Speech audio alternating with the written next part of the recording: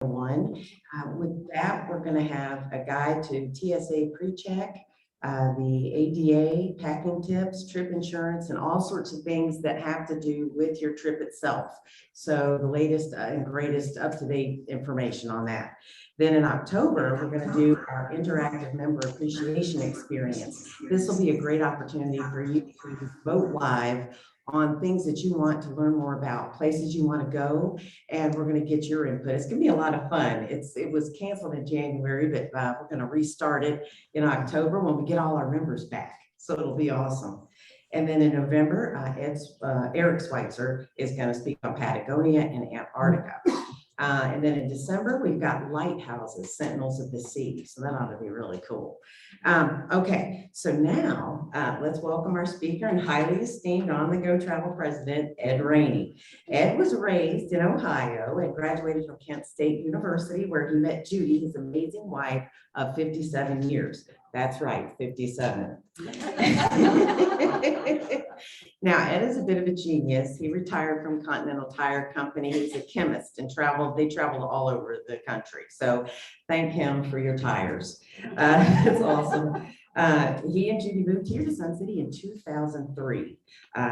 They came here from Rock Hill. They have 4 children and 11 grandchildren. That's awesome.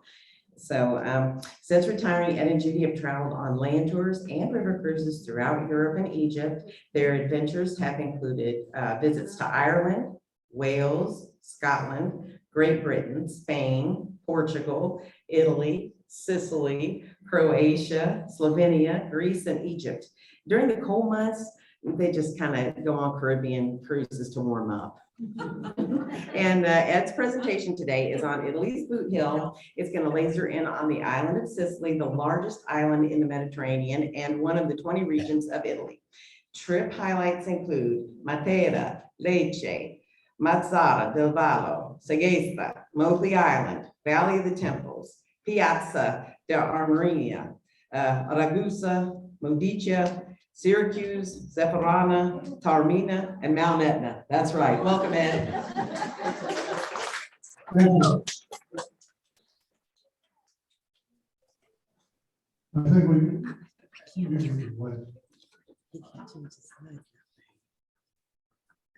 in 2021, in October, we took a 21-day land trip to Italy. Now, the way the trip was structured, we did 6 days in the boot heel of Italy. We can hear him, but we aren't getting a picture. You don't get the picture on TV? Don't work, huh?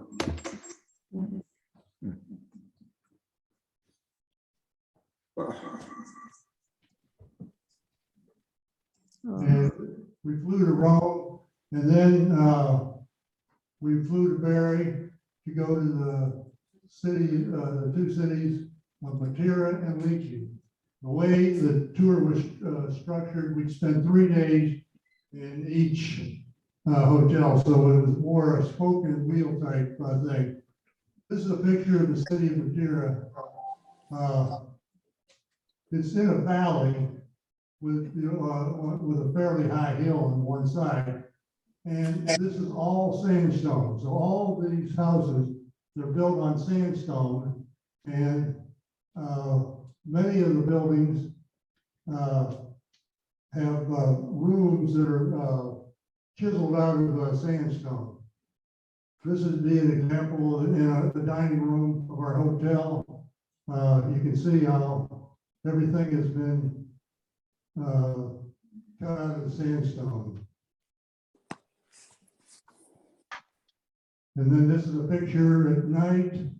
And then, as usual, in almost all of the cities we've been in Sicily and Italy, the church at St. Peter's is the focal point of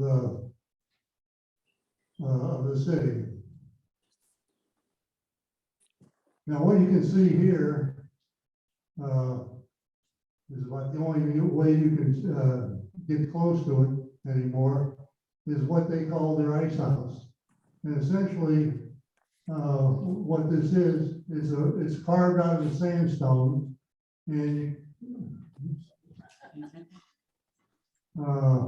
You can't quite see it, but there's a hole in the ceiling here. And what they would do in the wintertime, they would collect all the snow. They must get a lot of snow here, but they would stuff those snow down through the hole in the center. And then they would have people down below, they would pack it up to the top of the wall.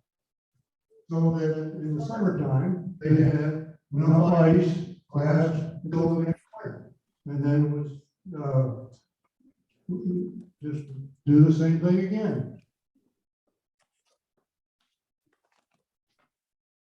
Now, material was never captured by any of the hordes or the conquering armies because they had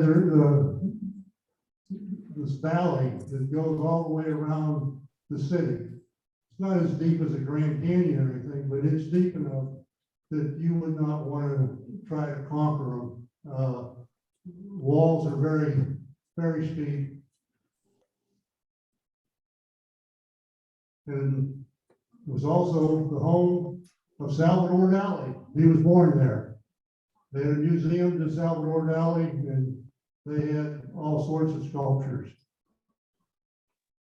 We would venture out while we were in the city. And this is, we went to Alberbello,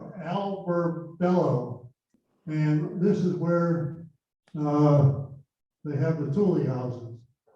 They didn't have much lumber or anything around there, so what they would do, they would build the house out of blocks on the side, but they could never do anything for the roof. So somehow someone came up with being able to dry stack the stones around the ceiling. Then they have the top part that kind of holds everything. And it seems to be very durable. This is the only city that's done this way, but you can see some results where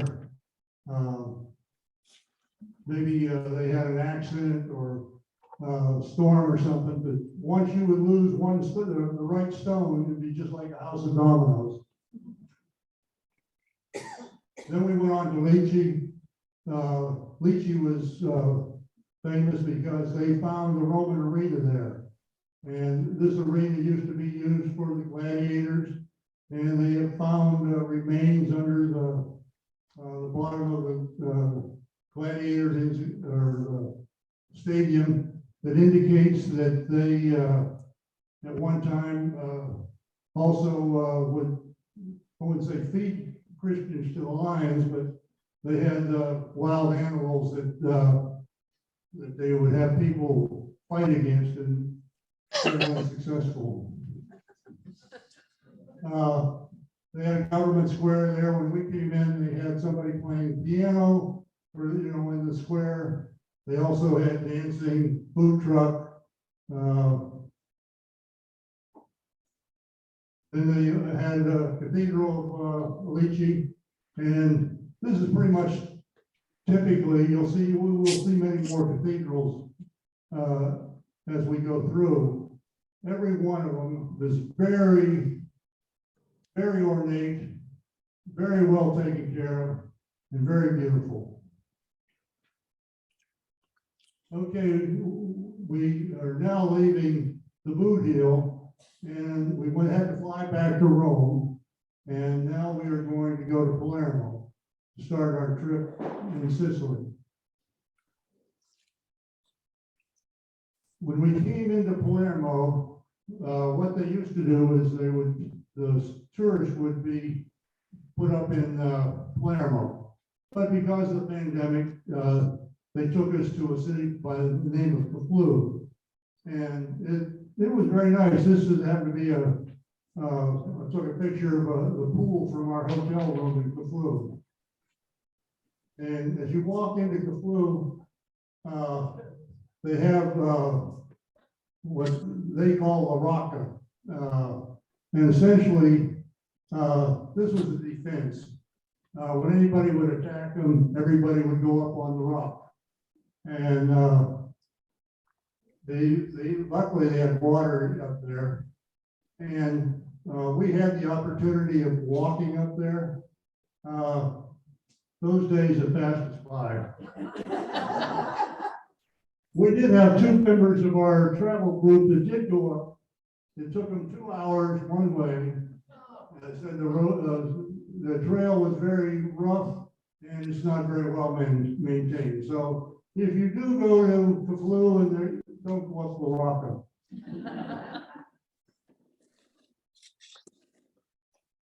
And this happened to be our tour leader. She was speaking, showing us what there was to do around the city of Kafloo. And I was told you there was water coming down from the Laraka.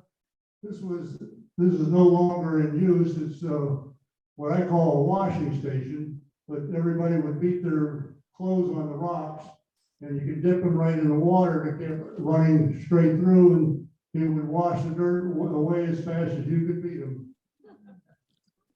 And this is a typical street in the city of Kafloo. And one thing to look at how wide this street is. What you'll find out later on is this is one of the reasons they designed the Fiat 500. So it will fit down this street. Another cathedral in Kafloo. Another beautiful insides.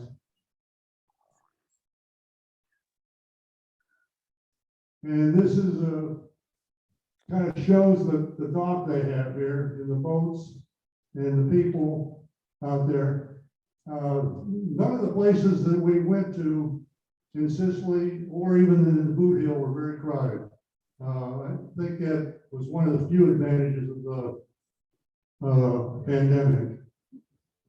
And I took this picture just to kind of show the Mediterranean Sea.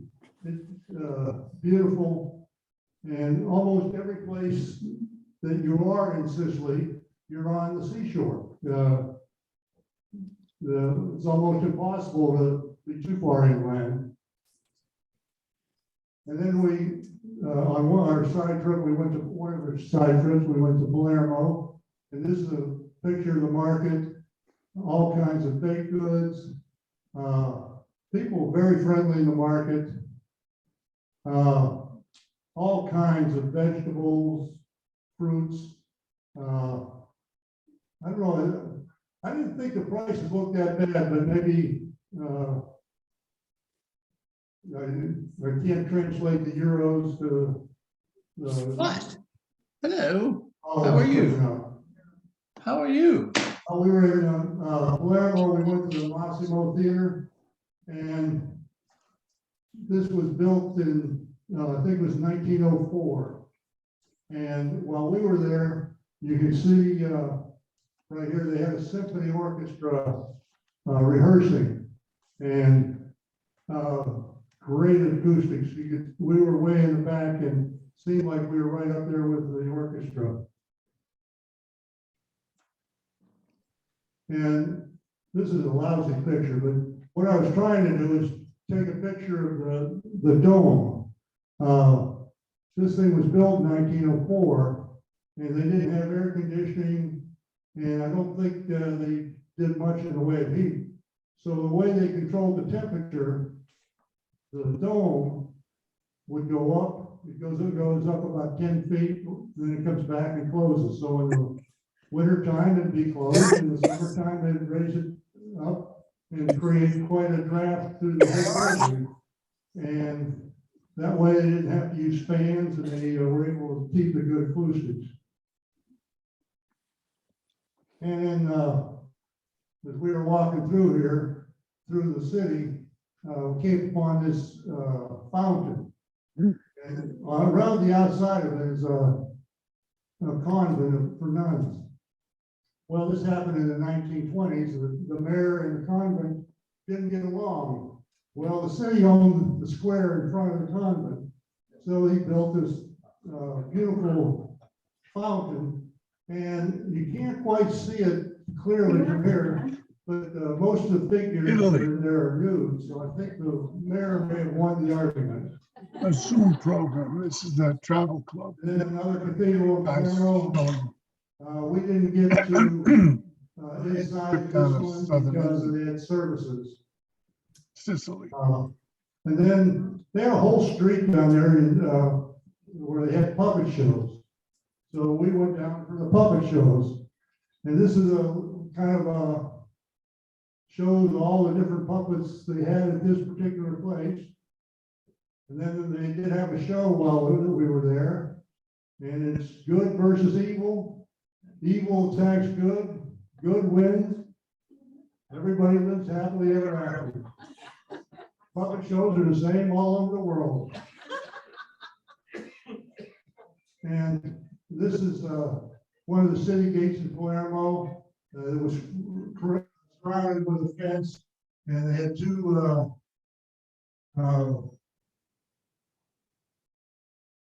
gates for the city. This is one of the remaining ones.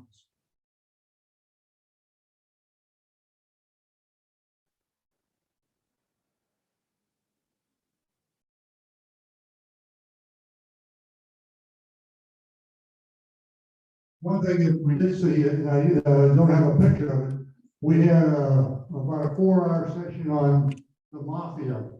And I guess I didn't really know what to expect in the presentation, but essentially what we found out, the Mothya is nowhere near as powerful as we once thought it was.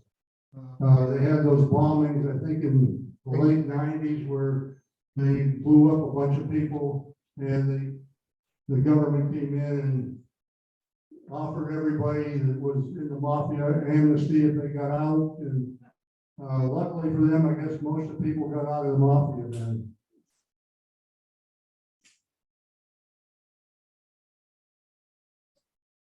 Well, we turned something up.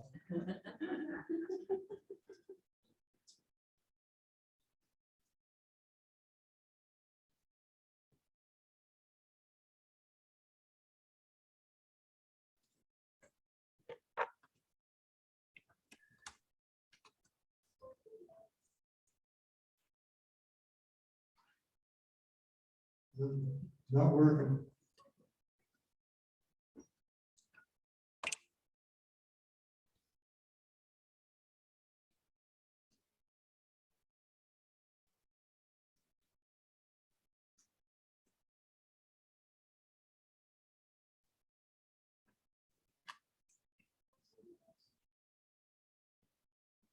We're still doing Zoom, so.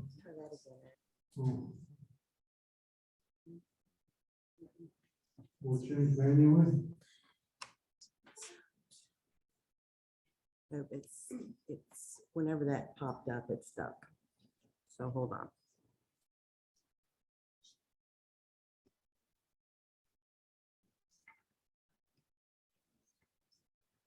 I was telling somebody earlier, we went on the strip with overseas adventure travel. And I would recommend going with them.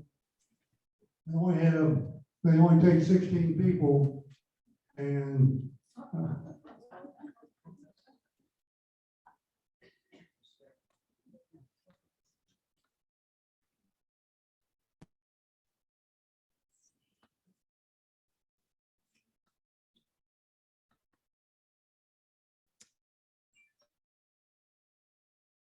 Okay.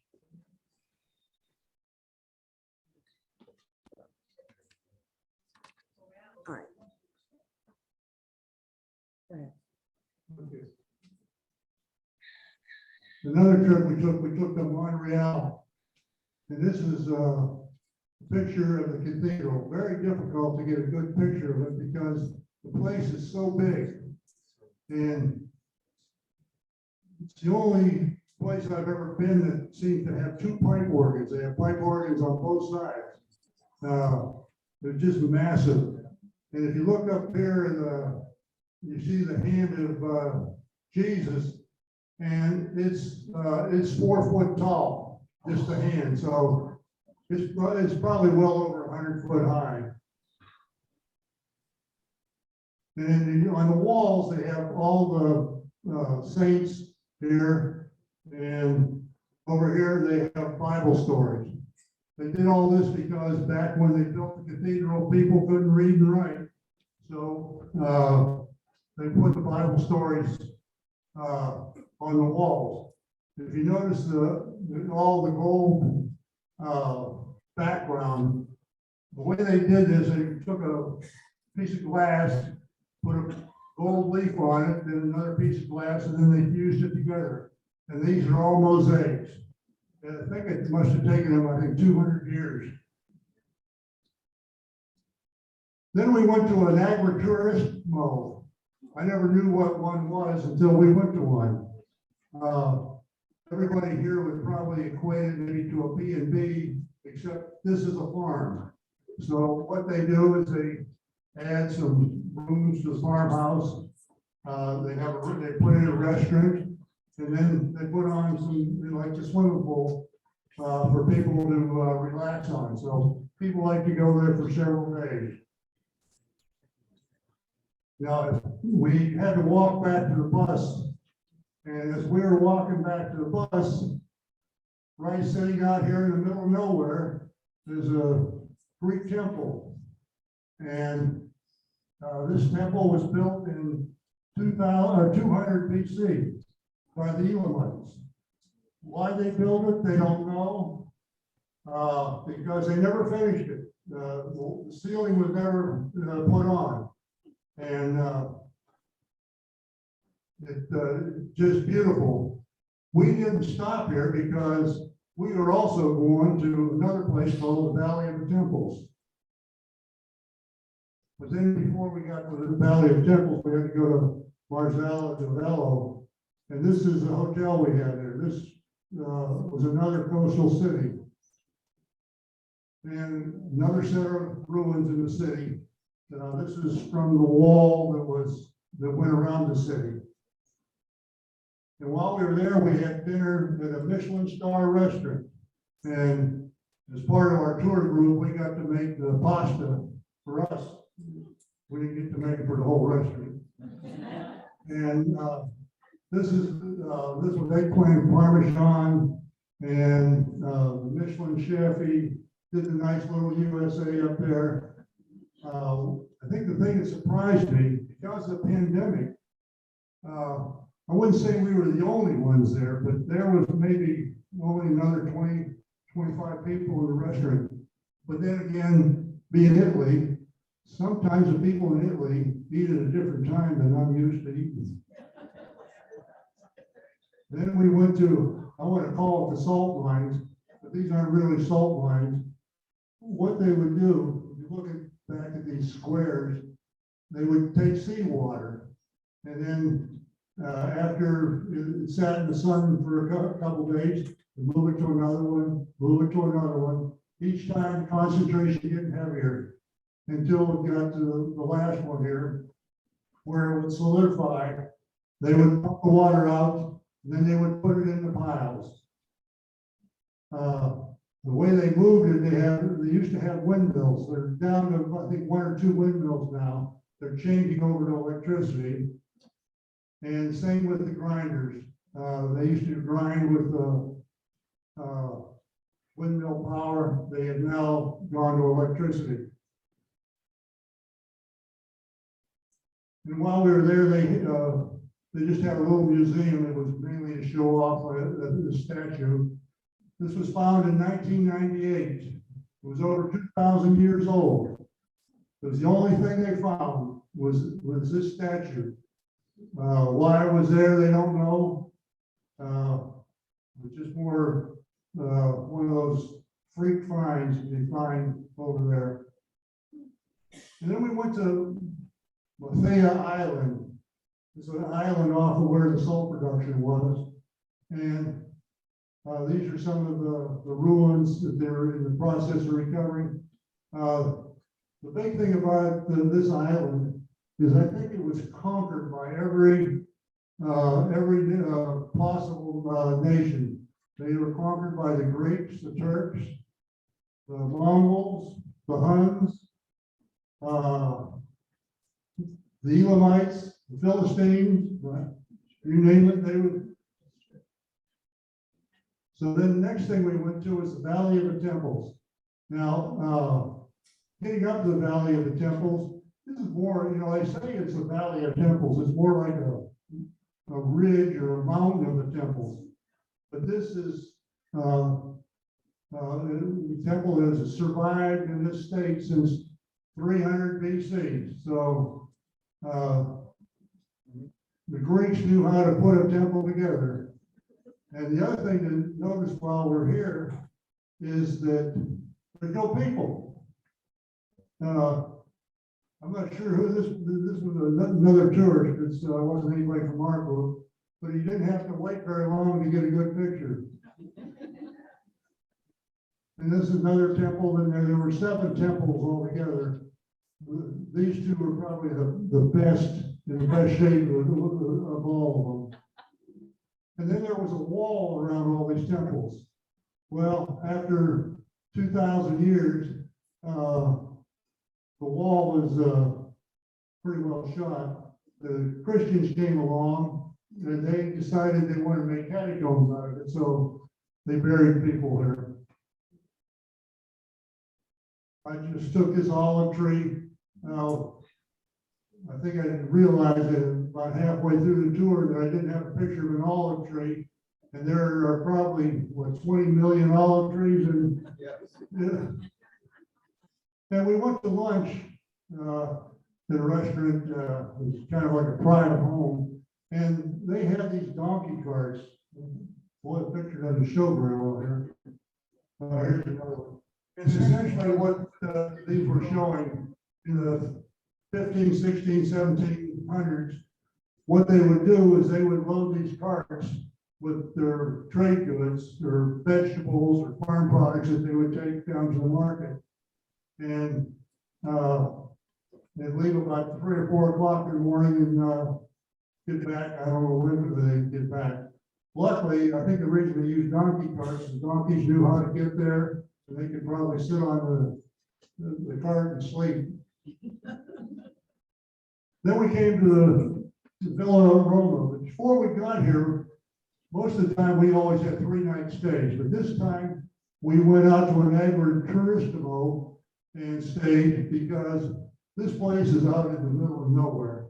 And in order to get in here, it's a very, being in the middle of nowhere, you'd think there'd be no people there. Well, this was one fairly crowded place.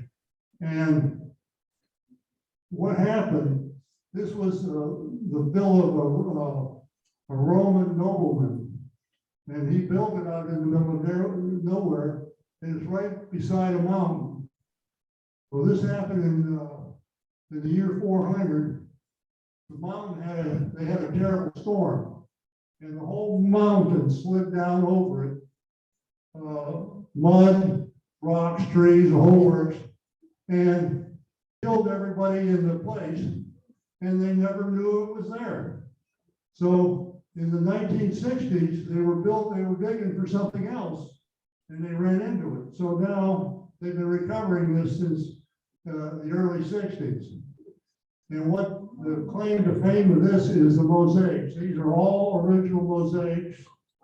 And I'm not sure that pictures do it justice, but they had the hallways were all done, still under a lot of repair. This was like a bathing area, and if you'll notice, it looks like the swimming suits haven't changed a whole lot.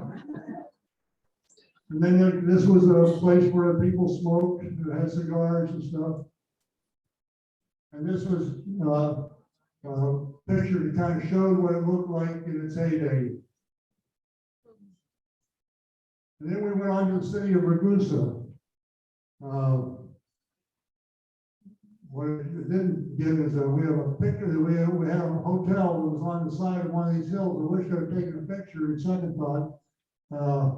You see how, I'm not sure how they build sometimes on the side of these hills. But again, we had another cathedral in Ragusa, and again, beautiful artwork inside, statues. And part of our tour, they took us into a private home, and this guy he gave us a concert on his baby grand piano, and the house was full of French antiques. And this just kind of gives an example of some of the antiques. And then we went on to Mothya. This was one of the, probably the high points. But before we get there, this was our bus. It's a 42 passenger bus. 16 people were supposed to go on it. What we had 7 people showed up. Now we had 6 people at the boot hill, 7 people in Sicily. Lots of people got scared and canceled, I guess, for whatever reason. Now this is a car for Judy and I. She got in the back. And it took a while, but I got in the front. So what they did is these cars are owned by an auto club in the city of Mothya. And what they do is they rent them out to tour companies, I'm sure. So they drive us up to the top of the city. So you get to see the city. And then you get in the cars, and it's a race to see who can get to the bottom fastest. And this is what you go through. And the thing that fascinated me is we went through, I mean, probably 5 miles of these narrow streets. Never had anybody open a door. Never saw a pedestrian walking. Kind of like a miracle. And for 7 people, we had to have 4 cars because they only put two people to a car. Then we went into olives, and this happened to be what the olives look like when the people bring them in from the fields. And what they have is they have these co-ops where they process the olives. These black olives, I found out, don't mean anything. They're just of different ripeness. And then they take the pits out, and they squeeze and get all the skins and clean it up. And this is what it looks like coming out. And this is where they decide whether it's virgin, extra virgin, or plain olive oil. I'm not sure. But all I've ever learned is that the virginity of the olive oil relates to the pH factor. So the more neutral it is, the better it is. And then cheese production. We have our inspector back there inspecting the cheese. They put the cheese turd in the cheese, in the cheesecloth, and then they let it drip out, and then they form it into the squares, and then they age it in the storage area.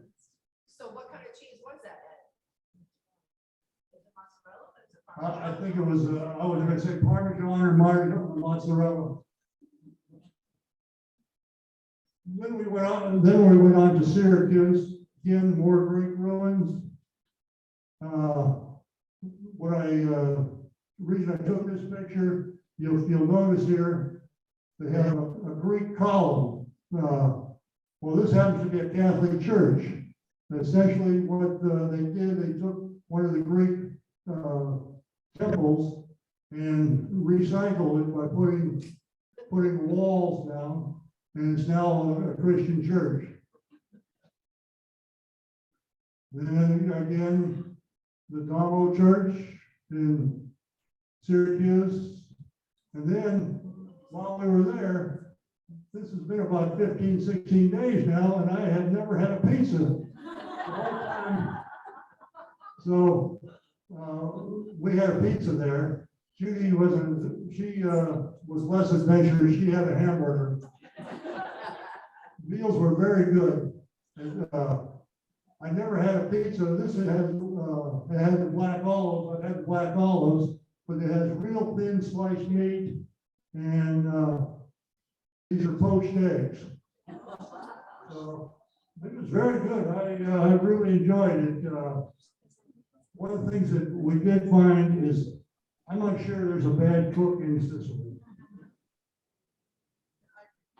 Then we went on to Taormina. This is as usual along the coast, but this is high up off the coast. And this shows a church in Taormina. Again, typical alleyway there in the city.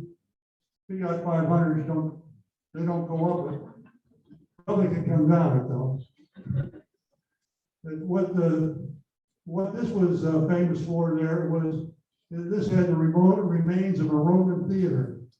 And this is like a whole wall along the front. This is what's left of it.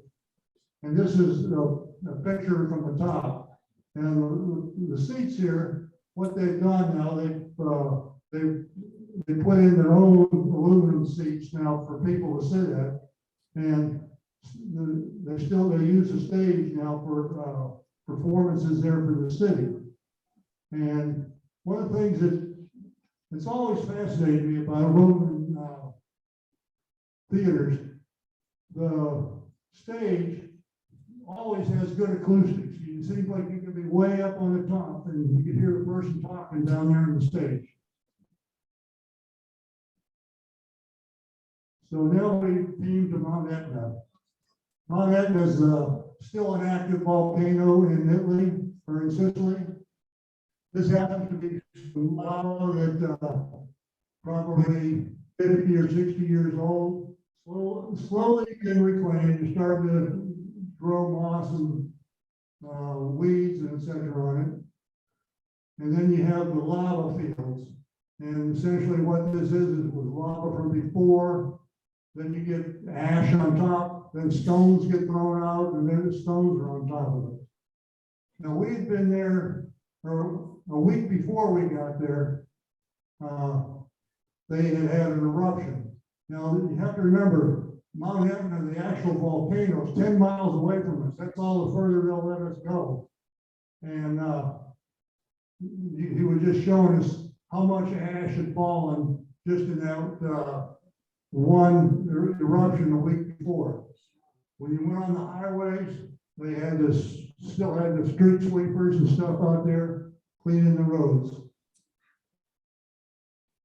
Then here is another area where it started to reclaim, and this is all ash under here. But if you didn't know better, and I just showed you this picture, you might think you were in Colorado.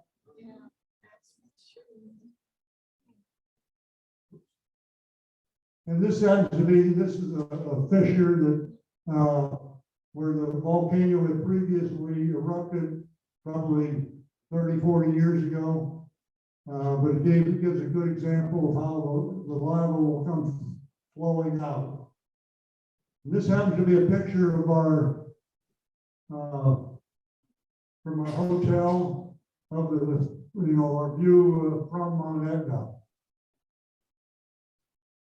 Then this is a kind of a map of Sicily, and we started at Palermo, we went to Corfu, then we came back, we're all the way around.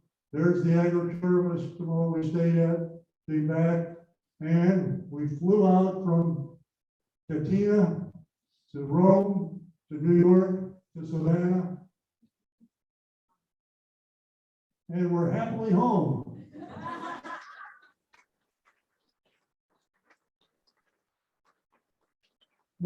Any questions about Sicily or the Budio? Yes. Yeah. Oh, I'm sorry. I was in Taormina 55 years ago, and I was back again 40 years later, and it's not like Sorry. Just before the pandemic.